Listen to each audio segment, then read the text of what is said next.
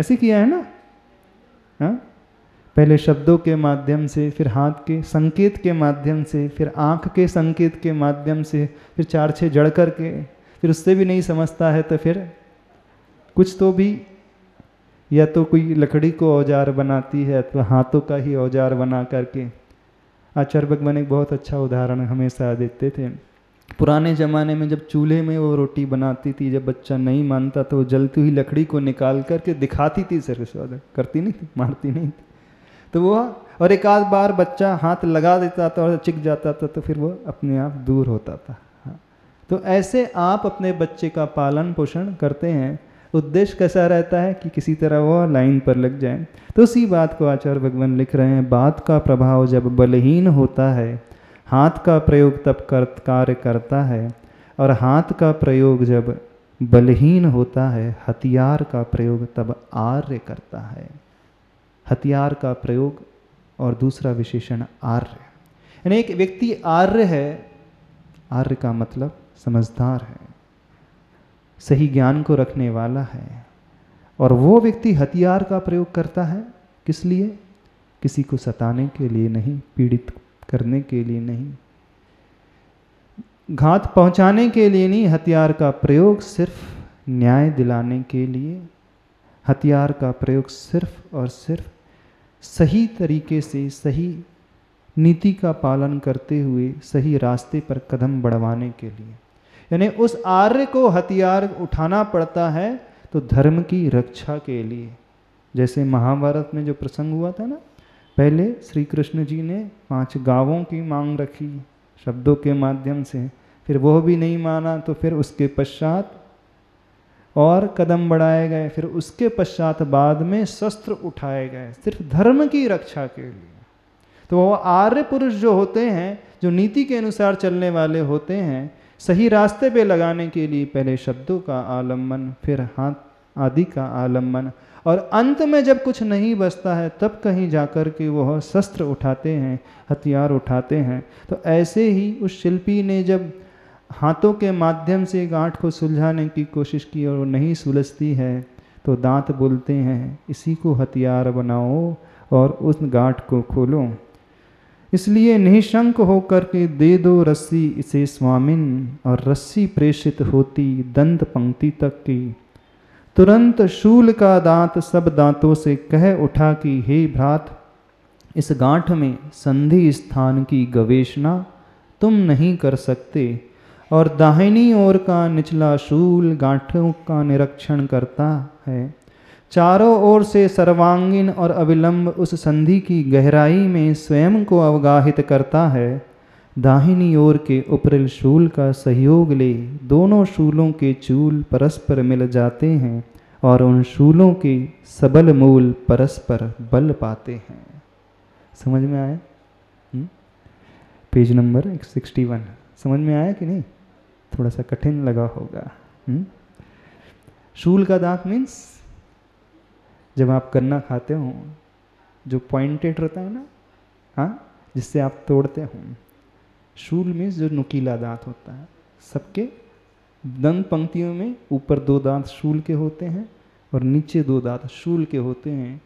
जैसे आपने किसी बंदर के दांतों को देखा होगा, हाँ, किसी भी जो कार्निवोरस पशु होते हैं, मांसाहारी पशु होते हैं, सिंह आदि होते हैं, बिल्ली आदि होते हैं, तो 2 दांत जो बाहर निकले होते हैं, अथवा 2 दांत नीचे के भी बाहर और ऊपर के भी बाहर, जो एकदम शार्प होते हैं, वो शूल के दांत कहलाते हैं। और वो दांत पशुओं में भी होते हैं, वो दांत मनुष्यों में भी होते हैं। मनुष्य में भी होते हैं ना, जो नुकीले जो एकदम टेपर होते हैं, वो शूल के दांत कहलाते हैं। तो जो पशुओं की रचना होती, मांसाहारी पशुओं के शूल के दांत बहुत बाहर निकले होते हैं, लेकिन जो शाकाहारी जीव होते हैं उनके शूल के दांत जो हैं बाहर नहीं निकले होते हैं, रहते तो वो अंदर ही हैं लेकिन शार्प रहते हैं। और जिस व्यक्ति के शूल के दांत बाहर निकले, सामुद्रिक विज्ञान के अनुसार समझना, उसकी प्रकृति थोड़ी सी कैसी है, उत्तेजित होने वाली प्रकृति है। शारीरिक रचना बता देती है उसका स्वभाव किस प्रकार का। समझ रहे हो कि जो राक्षस का चित्र जब बनाते थे ना 2 दांत बाहर और 2 दांत, क्या है वो? सिर्फ एक प्रतीक है। किसका प्रतीक है? कि सामने वाला व्यक्ति कितना उद्वेग से भर सकता है, कितना उत्तेजना से भर सकता है, कितने रौद्र कर्म वह कर सकता है, कितने क्रूर कार्य वह कर सकता है। यानी जब व्यक्ति की इस प्रकार की प्रवृत्ति होती है तो ऑटोमेटिकली उसके अंगोपांग की रचना उस प्रकार की होती है। तो वो शूल के दांत सब दांतों से कह उठा कि हे भ्रात, इस गांठ में संधि स्थान की गवेषणा तुम नहीं कर सकते। जब गांठ खोलना होता है तो पहले उस स्थान को देखा जाता है, वह संधि कैसे हुई है, किस प्रकार से वो गांठ बंधी है। गांठ खोला बाद में जाता है, पहले गांठ बांधने के तरीके का निरीक्षण किया जाता है। जब तक जैसे वो बंधी है उसके तरीके को हम नहीं पहचानेंगे तब तक हम उसे खोल नहीं सकते।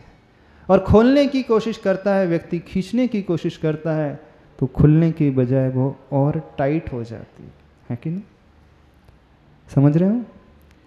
अब ये रस्सी, ये गांठ, ये सब लिखने की क्या आवश्यकता है? अब इसके पीछे रहस्य को समझो।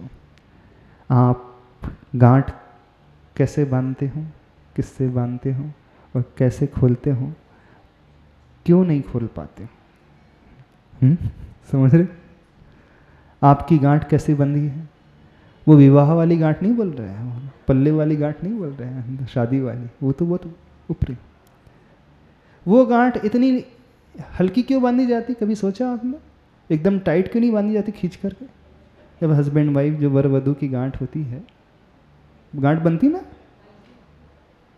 बताओ तो सही, बनती कि नहीं? बहुत टाइट बनती कि एकदम लाइट बनती? रीज़न बताओ हमें, हम तो पूछना चाहते। शादी आप लोगों ने की है ना, बताओ तो सही, हमको थोड़ा समझाओ तो सही। क्यों वो गठान लाइटली बांधी जाती है? खुल जाए? नहीं, उसके पीछे रहस्य है। जल्दी से जल्दी जब समझ व्यक्ति की विकसित हो जाए तो जो गांठ बंधी है ना, छूट जाए और अपने अपने कल्याण के मार्ग में दोनों निकल जाए। हम ये बात, उसके पीछे रहस्य है। हर एक के पीछे रहस्य होता है, उस रहस्य को थोड़ा सा परखा करो। अब आप बोलते महाराज जी कपड़ा खराब नहीं होना चाहिए, इस कारण लाइट तरीके से बांध, ऐसे नहीं। वो गांठ तो है, बंधन तो है, लेकिन वो बंधन कब तक रहे, किस प्रकार से रहे? इतना ही हल्का रहे कि जब हम चाहें उसे छोड़ दें और अपने कल्याण के मार्ग में निकल चले। हाँ, जब शादी की गांठ भी, विवाह का बंधन भी इतना लाइटली बांधा जाता है, तो जिनके साथ आप जिंदगी गुजारते हो उनके साथ का जो बंधन इतना लाइट होता है, और फिर जब आप जिनके साथ जिंदगी नहीं गुजारते हो, हमेशा साथ रहते नहीं हो, तो उनके साथ इतनी मजबूत गांठ कैसे बन जाती? दो प्रकार की गांठ होती है, एक अच्छी भी गठान होती है और एक द्वेष की भी गठान होती है। द्वेष की गांठ होती है, वैर और दुश्मनी की गांठ होती है, भीतर की वो ग्रंथि होती है। वो ग्रंथि तब खुलेगी जब हम उसके बंधने के तरीके को पहले समझेंगे। वो गांठ बहुत आसानी से तब खुलती है जब हम पहले ये समझते हैं कि आखिर वो बंधी कैसी है। जब तक वो नहीं समझेंगे, हम पुरुषार्थ करके भी उससे और उलझा दिखते हैं। यदि वैर भाव आपके दूर नहीं होते हैं किसी से, कई लोगों की शिकायत, प्राय हर एक व्यक्ति की शिकायत, किसी ना किसी से तो उसका मनमुटाव चलता ही रहता है। किसी ना किसी से उसकी गांठ ऐसी बंधी है, ऐसी बंधी है। कौन सी रस्सी की? जूट की नहीं है, अरे वो नायलॉन की रस्सी वाली है ना। जूट की रस्सी की गांठ तो खुल जाती है, नायलॉन की वाली, वो जो पैरासूट का जो धागा आता है ना, एकदम पतला नायलॉन वाला, एकदम पैरासूट का जो धागा होता है एकदम बारीक भागे, उसकी गांठ कैसे होती है? यदि खींच दी जाए तो खुलती। तो आप लोग की गठान कैसी बंधी है? हाँ, वो जूट व रस्सी वाली गठान कि नायलॉन की रस्सी वाली गठान कि वो धागे की गठान, कैसी गठान है? महाराज जी हमारी गठान तो ऐसी कि वो खुल नहीं सकती, वो कैंची से लेकर के काटना ही पड़ता है तब कहीं जा कर के कार आएगा। कैसी गठान है? खुलने वाली है कि काटने वाली है? बताओ तो सही हमें, हम पूछ रहे हैं। गठान यदि बंद भी जाए तो इस प्रकार संभावना रखना, खोलना चाहो तो खुल सके। हाँ, तो क्या कहा जा रहा है? हे भ्रात, इस गांठ में संधि स्थान की गवेषणा तुम नहीं कर सकते। ने तरीके की खोज, गवेषणा का अर्थ खोज, उसकी खोज तुम नहीं कर सकते। और दाहिनी ओर का निचला शूल गांठ का निरीक्षण करता है, चारों ओर से सर्वांगीण और अविलंब उस संधि की गहराई में स्वयं को अवगाहित करता है। दाहिनी ओर मीन्स राइट साइड का जो नीचे का जबड़ा जौ होता है, वो दांत, शूल वाला वो दांत, उस गांठ की संधि स्थान की खोज करता है चारों ओर से, और उसकी गहराई में स्वयं को अवगाहित करता है, डुबो देता है। दाहिनी ओर के उपरिल शूल का सहयोग ले, यानी ऊपर के दांत का वह सहयोग लेकर के दोनों शूलों के चूल परस्पर मिल जाते हैं। चूल का मतलब होता है टॉप पॉइंट, दांत का एक निचला वाला टॉप पॉइंट और नीचे का ऊपर का टॉप पॉइंट, छोटी जिसे कहा जाता है, चूल जिसे कहा जाता है। तो दोनों जो है नुकीले स्थान आपस में मिल जाते हैं और उन शूलों के सबल मूल परस्पर बल पाते हैं। यानी दांतों का जी मूल यानी जड़ जो है वो परस्पर में बल पाते हैं। उसके पश्चात फिर भी इस पर भी गांठ का खुलना तो दूर, वह हिलती तक नहीं, प्रत्युत शूलों के मूल ही लगभग हिलने को है और शूलों की चूलिकाएं टूटने भंग होने को है। लो मारदव मसूड़े तो इस संघर्ष में छिल छुल गए हैं, उनमें से मांस बाहर झांकने को है।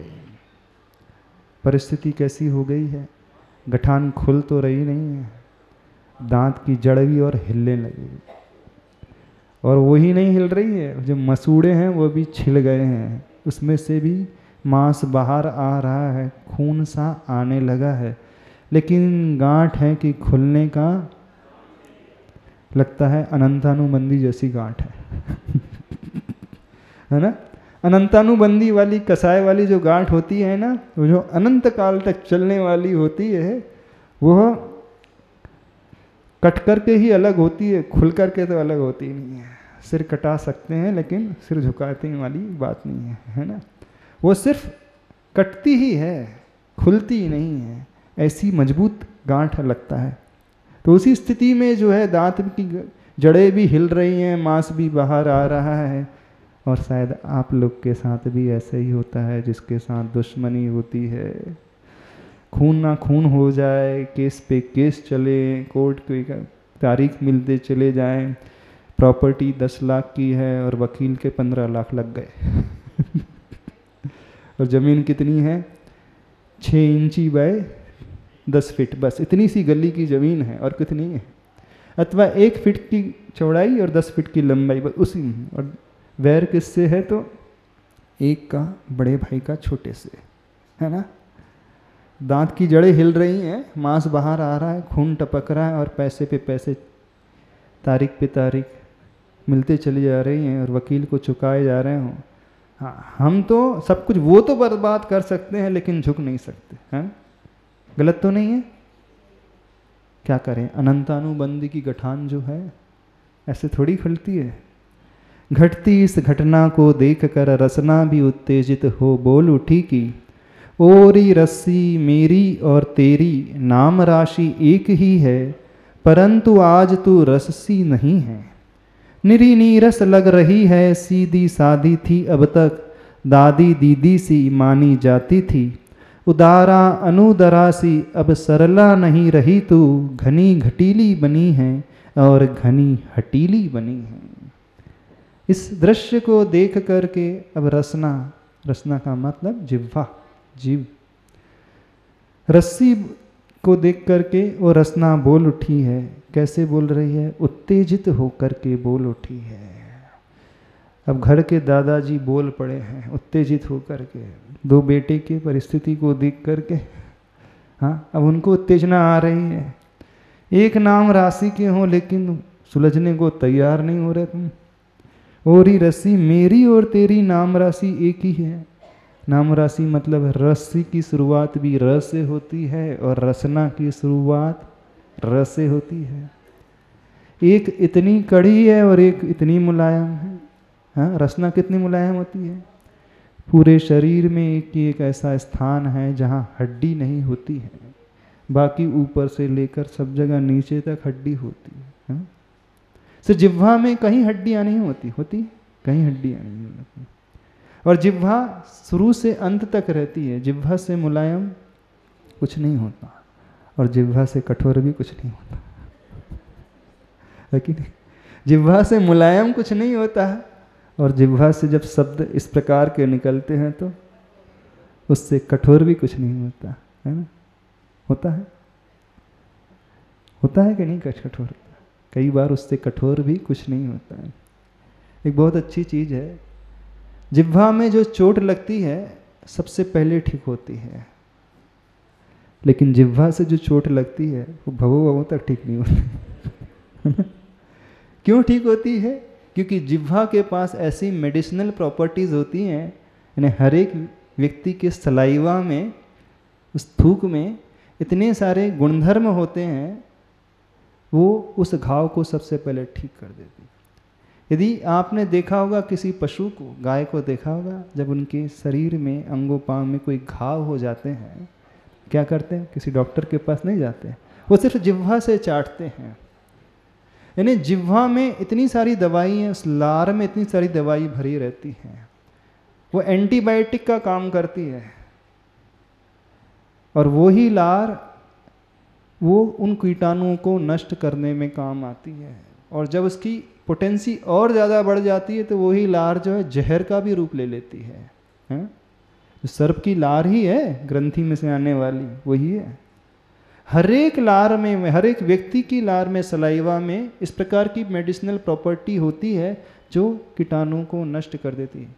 इवन मनुष्य की सलाइवा में एक ऐसी भी रिपोर्ट आई थी कि एक मनुष्य ने दूसरे को काटा तो उसका मरण हो गया, इतना जहरीला उसका सलाइवा हो जाता है। तो हमारा सलाइवा एक बहुत बड़ा मेडिसिन का काम करता है। इस कारण डॉक्टर्स कहते हैं जिह्वा में लगी चोट सबसे पहले ठीक होती है, ज़्यादा इलाज नहीं करना पड़ता। तो चर्म रोग है वो इस सलाइवा से यदि उसे घिस दिया जाए तो ठीक हो जाते हैं, लेकिन जिह्वा से लगी चोट, हाँ, जिह्वा की चोट तो ठीक हो जाती है, लेकिन जिह्वा से जो चोट उत्पन्न होती है वो बहुत कठिन होती है। कई तो भवों तक ठीक नहीं होती, हो जाती। तो वही रस्सी के लिए रसना कह रही कि मेरी और तेरी नाम राशि एक है, हाँ, परंतु आज तू रससी नहीं है। रस्सी का अर्थ रससी, लेकिन तेरे में आज रस नहीं है। निरी नीरस लग रही है, रस से रहित।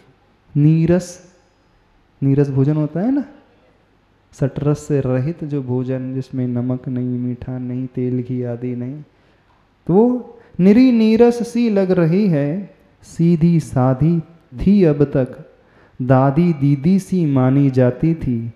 उदारा अनुदरा सी अब सरला नहीं रही तू।